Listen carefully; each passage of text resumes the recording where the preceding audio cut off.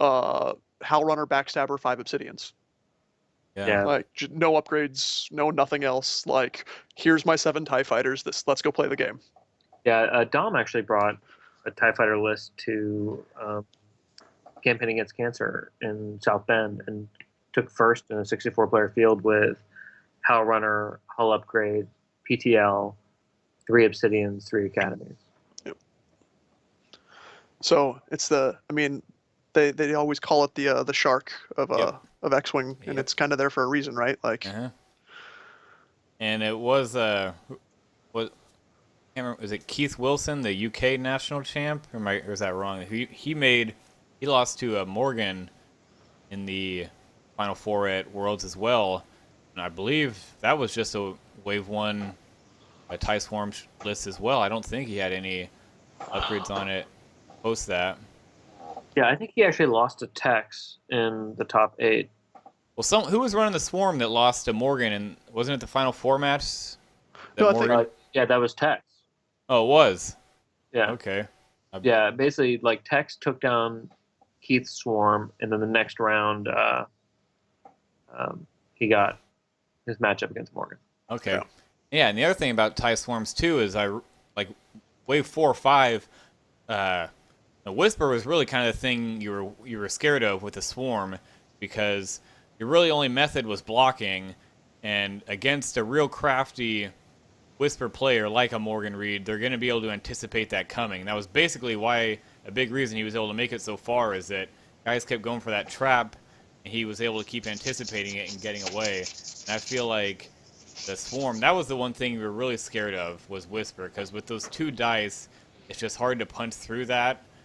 And now with the errata of Whisper, I feel like Swarm's really gotten even a little bit stronger because you don't have to worry about Whisper so much. I guess in a way, on the counter argument to that was, there was a whole number of Swarms that were in the top 32, and if you talk to those guys, they played against a number. It wasn't like they just missed Phantoms. You know what I mean? Getting there in their 7 games, like they all had Phantom matchups. Oh, I'm sure they did. That they all won. And it's just one of those things that I feel like the really good Swarm players just evolved in the sense that, like, they just figured out how to play against it.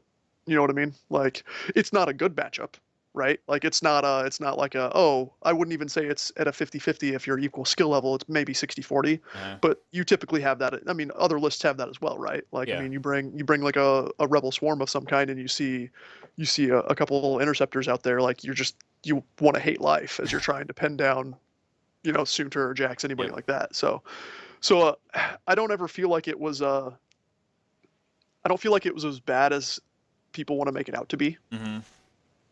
I won't say that it was ever good. It wasn't a fun matchup, but at the same token, like, I for a long time, especially before the errata, and then people defending the errata, it was there was no way to win against that list with list X, Y, or Z. That's just But overall, did you guys feel like the errata was needed or deserved, or do you think like the game? Do you think the game is better with it? I say 100% no. It was not needed in the slightest. Yeah, I think the real problem was that the defender was broken. Yeah, right. He was so good. They should have nerfed it. I mean, that's what Tyler's been telling me. And not in my defender love aside, I feel like or I think I talked to you. I think I talked to Lyle about this at CAC, but the Phantom was the biggest predatory ship in the game based on skill value, right? So, like, if me and you match up and you're a better player than I am, and you bring a Phantom and I don't bring a Phantom counter, I am hosed. Like, I'm not going to win.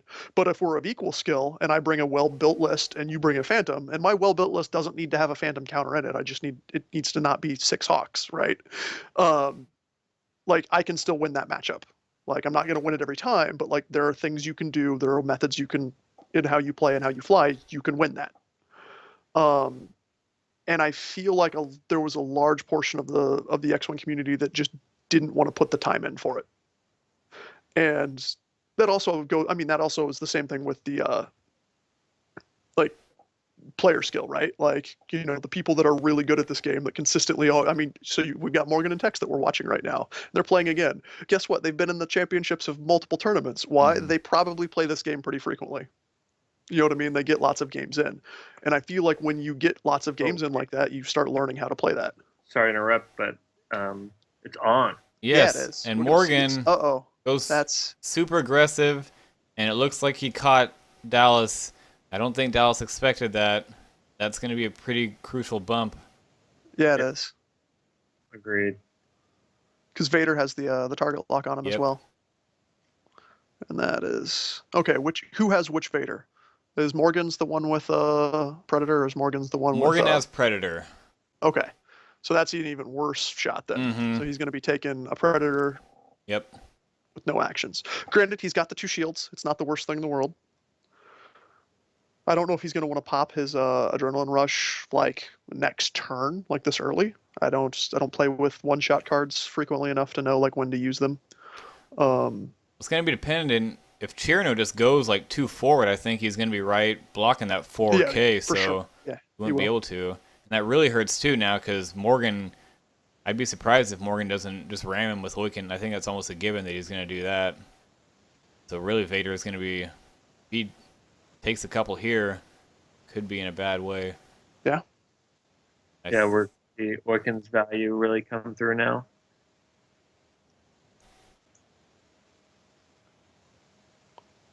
Now, with Vader taking that evade, I think probably going to see Tex just go for Oiken here, I'd imagine. He's got the range one as well. Yep.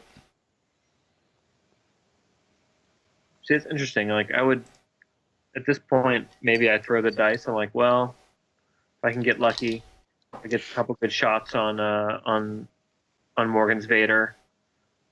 So, sit up. Here's a question for you.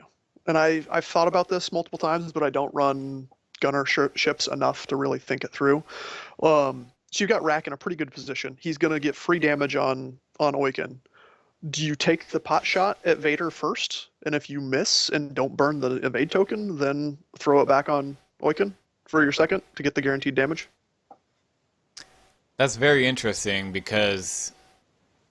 but the only thing is his Vader will have to shoot first. Because I get where you're like, so you could strip the evade for Vader, but since Texas Vader...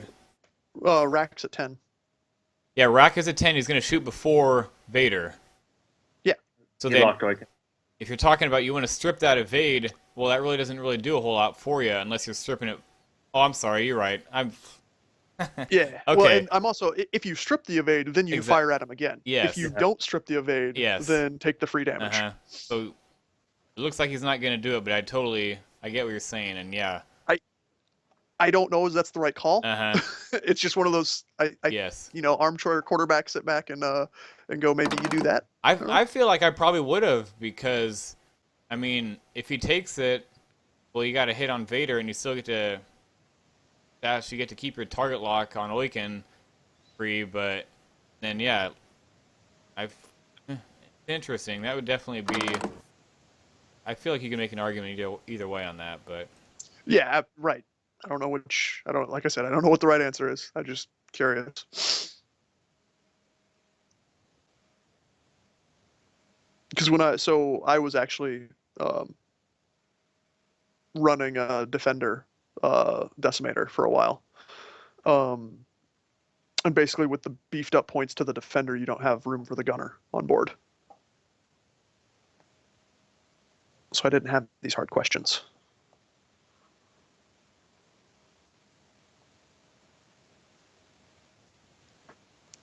Because my wave 5 wave 5 like meta counter list was actually a VI Rack with Rebel Captive and engine upgrade, and then Rexler with a hull upgrade and Lone Wolf.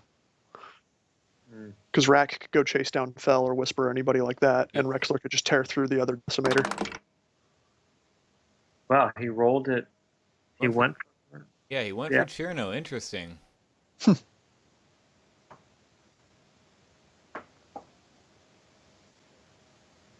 I'm surprised at that. I am too. I guess maybe he was just concerned that Vader would get some good evades because he was at range 3, but He's got the lock. What was Oiken's action? Does Oiken have a target lock He out there? boosted. Oh, okay.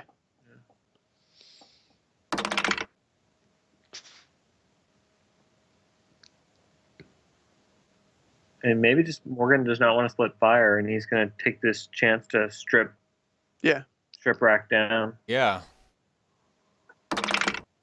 Oh, That's snap. a good roll. Is that naked? Yeah, Yes. that was naked. If that's a bad crit. Yeah. This is going to leave a mark. So this is one of those things where you in your, what was that? Minor explosion. Okay, that's not the worst crit in the world. Yep, you'll live with that. Dodges too. I feel like the Decimator on Decimator fights, the two battleships passing in the sea as they just slug it out. I mean, it almost always comes down to the crits, right? Like who gets the shitty crit. Mm-hmm. They both have gunner, so blinded pilot doesn't really mean anything. But like, you get the weapon malfunction. That's probably the big one. Yeah. Either that or injured pilot, I would say. Yeah, injured pilot for sure.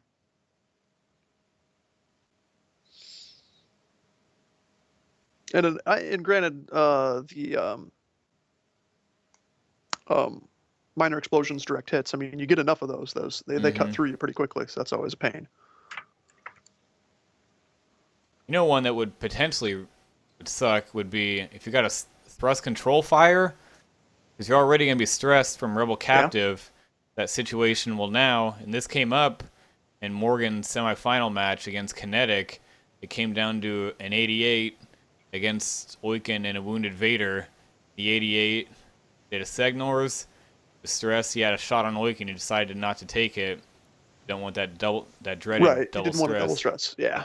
On like 80 on G's or anybody that's like PTL squints, things like that. That's a terrible thing to deal with. Yep. On like especially Cherno, like pile on the stress. I don't care. I don't need actions. I have a mini focus for a feat or for his passive anyway. Yep. And gunner if you really roll badly.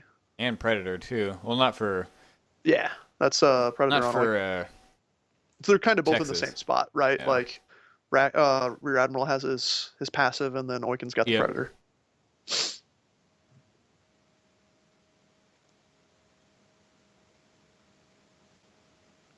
So yeah, I feel like Oiken has got to go for the ram here on Vader.